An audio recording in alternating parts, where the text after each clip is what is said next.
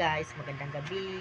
Ngayong gabi po ay gagawa kami ng pastillas at 2 ingredients na po ang kailanganin at ito po yung gatas, any brand, and condensada, any brand. So, let's start! So, kakailanganin natin ng milk, mga 5 kutsara ganito. And brand ng milk namin is Birch 2, 3, 4, 5, 6 na lang for sure. Okay, nailagay ko na po yung gatas. So, si Shamira po ay maglalagay na ng kondensada ng dahan-dahan na po para hindi siya malata. Sakto lang ang kanyang pag-dough. So, dito po sa gitna natin siya ilalagay. Yan. So, paliitan yan lang. Taktak mo lang ganyan. Yeah. So, ganyan siya. Nahalo. Ako na lang So, siguro yan lang muna, no? Kunti-kunti lang. kulang. Kunti-kunti lang. Mekos-mekos lang natin siya.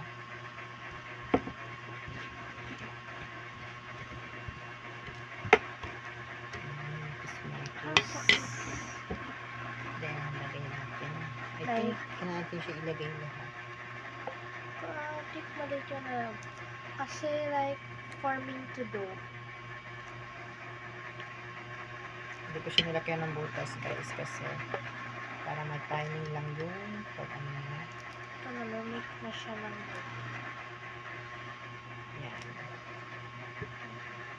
Mas masarap kasi ito. Mas masarap naman din yung isa, yung Alaska. Pero ito lang yung nakita. So, iyan natin siya ulit. Mekos.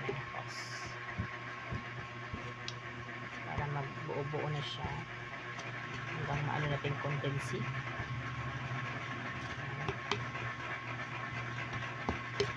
Medyo nagdudaw-daw na siya. Ito naman.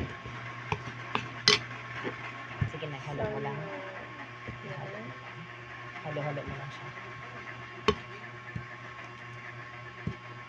Pag ano na siya dough. So,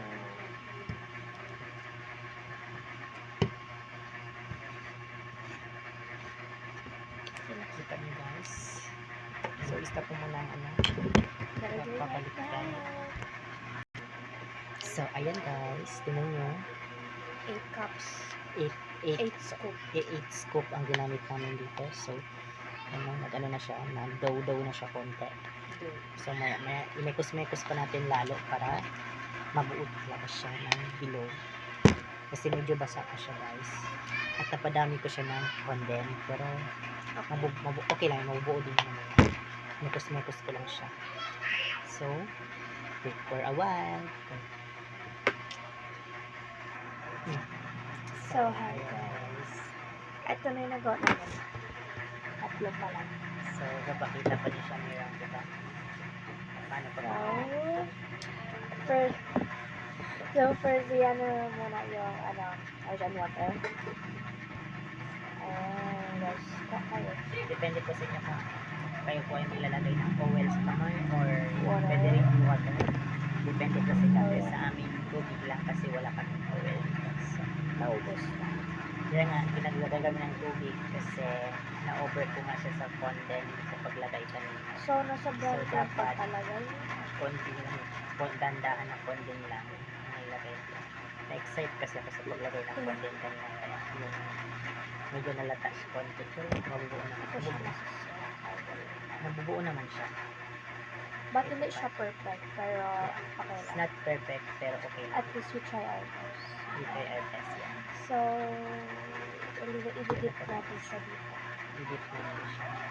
Para magtigas siya. Yes. Siguro kailangan magbili ng ice ngayon kasi wala nga kaming refrigerator. So need namin magbili ng ice. Yes. So bibili ako ng isang ice ngayon. So iiwanan ko man siya mura dito.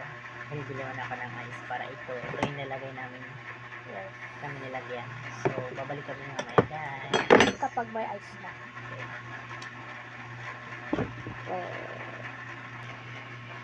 So, hello guys. Ito na po yung ginawa namin na pastillas. Konti lang na nagawa na kasi malalaking na siyang nagawa. Pero okay na yan kasi po siya naman hindi dagat na siya nagawa. Kasi kanina na over na sa condensado. So, guys. So guys, Yes. bilog siya. Malaki-laki. Hindi na namin siya nilagyan ng sugar kasi sobrang tamis na talaga niya. So, not perfect, pero It's yummy. na-try namin. So, ito yung paggawa namin guys. Boom. So, nandito lang po ang video namin. So, bye-bye. It's me, Prince Joshua Vlogger. And show mo na. Kaya Pilano. Bye guys. Subscribe. Please Bye. subscribe. Bye.